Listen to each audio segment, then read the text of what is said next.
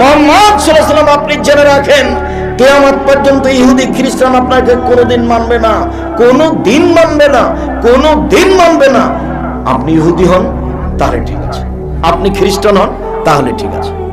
এই যে তুমি মাথার চুল ছাতা করেছো, খুশি হয়েছে, তুমি ব্রাজিলের পতাকা তোমার মোটরসাইকেলে ঝুলিয়েছো, খুশি হয়েছে, আর যদি তোমাকে পাই কখনো সামনে, তাহলে তোমার মাথার উপরে 3 বালতি গু তুলে দিবে, দিয়ে বলবে ঠিক হয়েছে বেটা, মুসলমান কিসের রে, কিসের মুসলমান বেটা, সারা দেশ থেকে এসেছিস, লন্ডন আমেরিকায় পাশ্চাত্য দেশে সবকে পায়খানা করতে, সাফ করতে লাগিয়ে রেখেছি, তোকে যদি সুযোগ পাই তো কয়েক বালতি পায়খানা তোর মাথায় চাপিয়ে দেবো।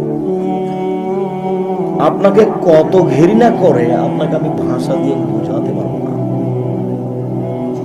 আপনাকে গরু ছাগলও মনে করে না, আপনাকে কুকুর শ্রীগাল মনে করে না।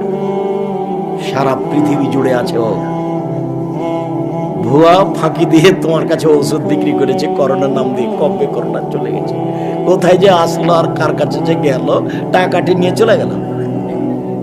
এটা ভেলকি, জাদু।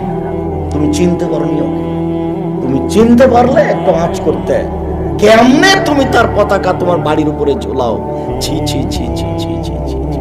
1 মিনিট দেখো, তুমি এই ছেলে দেখো, গায়রিল মাগদুবি আলাইহিম ওয়ালাদ-দাল্লিন, আল্লাহ অভিশপ্ত ইহুদিদের পথ দেখায় না, আল্লাহ ভ্রান্ত খ্রিস্টানের পথ দেখায় না, গায়রিল মাগদুবি আলাইহিম ওয়ালাদ-দাল্লিন, আল্লাহ অভিশপ্ত ইহুদিদের পথ দেখায় না, ভ্রান্ত খ্রিস্টানের পথ দেখায় না।